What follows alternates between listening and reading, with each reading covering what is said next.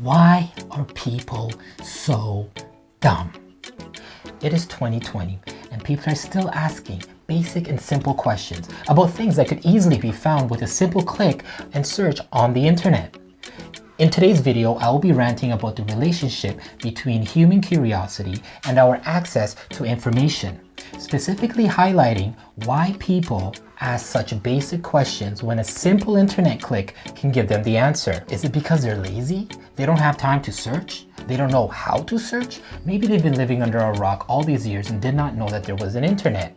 Well, regardless of the reason, it is irritating and annoying to get a question from someone who simply could have received their answer in a matter of seconds, instead of going out of their way to approach someone and ask, or post a question on social media and wait for someone to answer.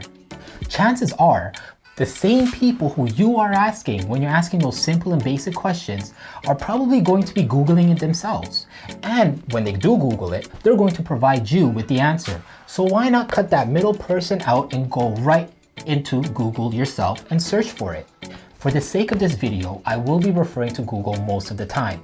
But just so you know, when I mention Google, it can literally be applied to any search engine platform, such as Yahoo, Bing, DuckDuckGo, and Yandex. If you don't know Yandex, it's an international search engine. I will also briefly go into the mechanics of how search engines find what you are looking for in a matter of seconds, and we will take a look at the searches that are currently trending to see what most people are searching for these days and why that matters greatly.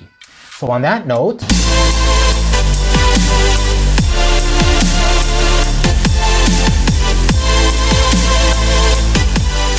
hi everyone, and welcome back to another Jacob Rant. This is Jacob Rant, and this is my channel where I post original videos of rants, give advice, and provide intelligent content that questions social narratives and the world that we live in. And not only this, but at some point in all my videos that I do upload, I announce a new challenge for you to try in the comfort of your own home. It has nothing to do with the rant of the video. It is simply to give yourself a special break from your day-to-day routine. Whether it is a personal challenge, a practical challenge, or a physical challenge, it will definitely be a challenge that you will surely benefit from. So make sure you stay until the end of every video because the challenge can pop up at any time. So to get the challenges and any new information, please go ahead and subscribe to my channel and turn on the bell and post notifications to get my latest videos and challenges, and don't forget to pew that like button. Now, I'm not sure how many of you remember the library.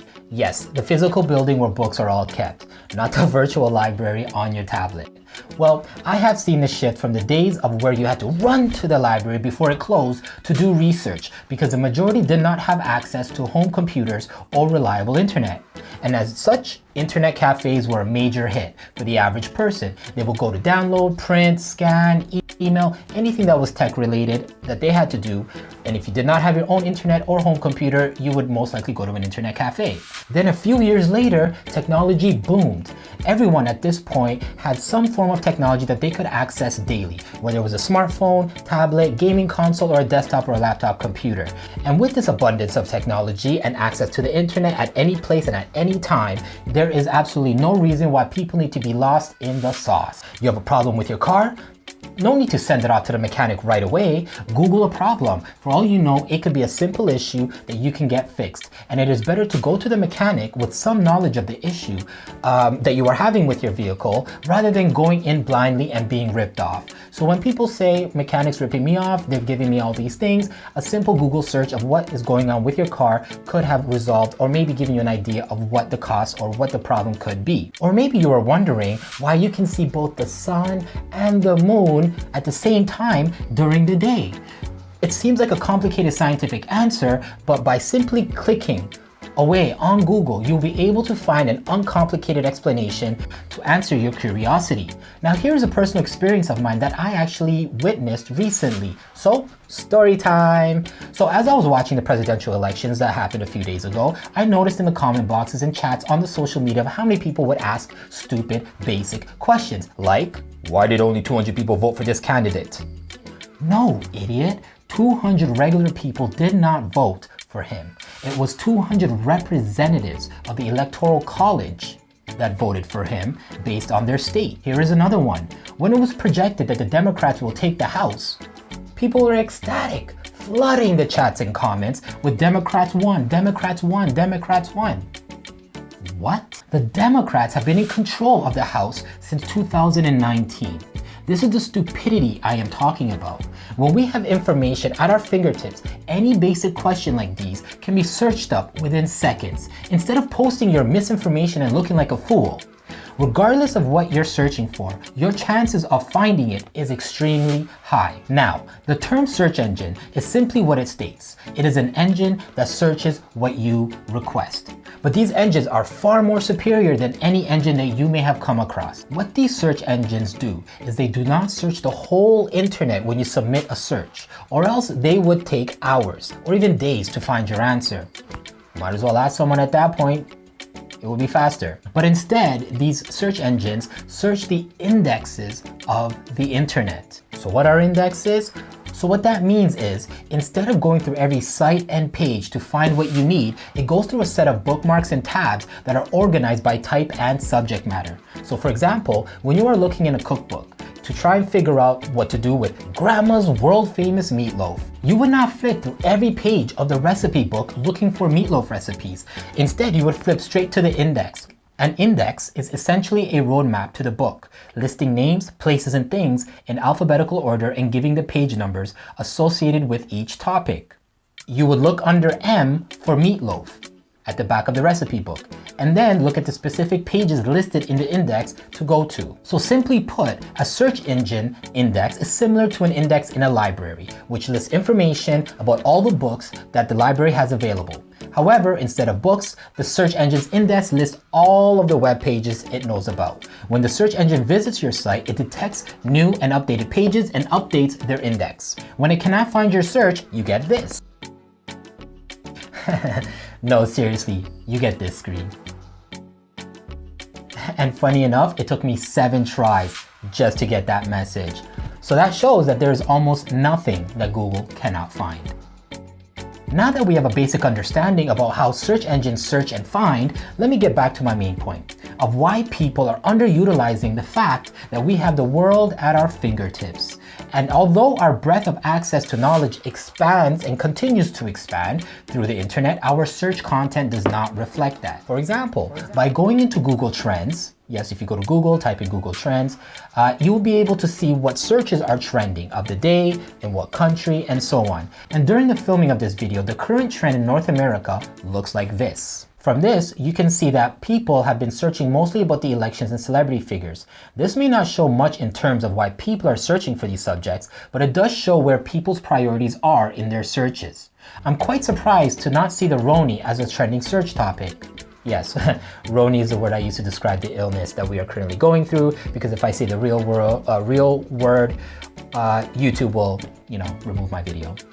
Anyways, and so that leads me to suggest that although we could search for possibly anything that has ever been public, and we have the opportunity to increase our knowledge on pertinent subject matter, it is still the mindless entertainment and drama that takes precedence in our curiosity, especially in North America. Many would rather sit in silence, sit in ignorance, sit in misinformation, and sit in an environment where knowledge is highly valued and praised vocally, but barely act on building that knowledge for themselves. There could be a reason for this. Many of us growing up, especially us millennials, not like the current Gen Z, were told that the way to be smart and successful in life was to go to university or college after high school. And many of us did, including myself. As you can see from this chart, you can see that starting from 2010 to 2019, there has been a decrease in students enrolling into post-secondary education. Public, especially for a 2-year program, that has drastically dropped. One of the reasons that many students have felt that school was not for them was because there were many outlets that they could pursue, many type of careers that they could pursue that do not require a university or college education.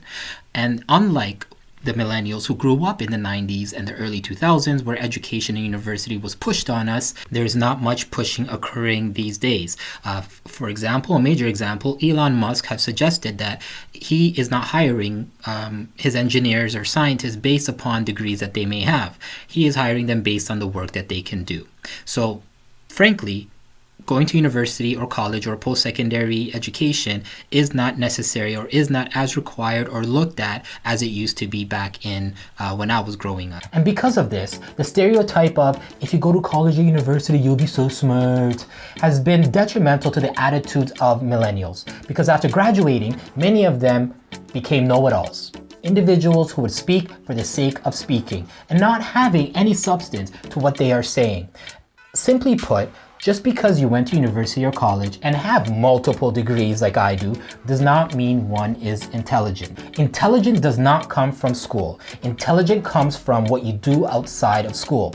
The learning, research, and passion on a subject matter is non-existent in a school due to all the red tape and politics. So it is on the individual to use their public education as a seed and a stepping stone to their own form of learning and education, and not relying on the government mandated curriculums and narratives to give you the education you need. So now that I've given you a brief insight on how search engines optimize their searches, why school should not be your only source of education, and how we are underutilizing the resources that we have to access global knowledge, it is clear to see that we are not a society that is absent of information, but instead absent of finding answers to our questions for ourselves.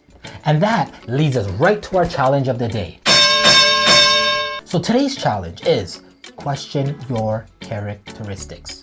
So what I want you to do is reflect on who you are. Identify 3 to 5 characteristics that you embody or that you believe that you embody, such as honesty, loyalty, generosity, all those amazing words that people love throwing around. And once you do, you will go to your favorite search engine.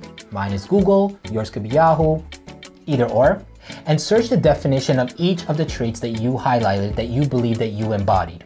And as you read the definitions of these traits, reflect on whether or not you actually embody the trait based on the definition you just read. This is a simple challenge that will have you reevaluating who you are to yourself and to others. And once you're done your challenge, follow me on Instagram and you can tell me all about what you've reflected on, and hey, I could even shout you out or even put your story onto my next video. So if you look at the description below, you'll be able to see the details of how you can be featured on my next episode. If you've made it this far, make sure to pew that like button and subscribe to my channel to see my original content. Also, feel free to follow me on Instagram at Another Jacob Rant, where you'll be able to see all my challenge updates, giveaways, and you can DM me or direct message me on there, and you can tell me all about your rants, any advice that you may want from me, and I can even shout you out. All the details are below in the description. So I just want to say thank you so much for watching and making this channel part of your subscribe list. I appreciate each and every one of you, and I will see you in the next video. Stay ranting.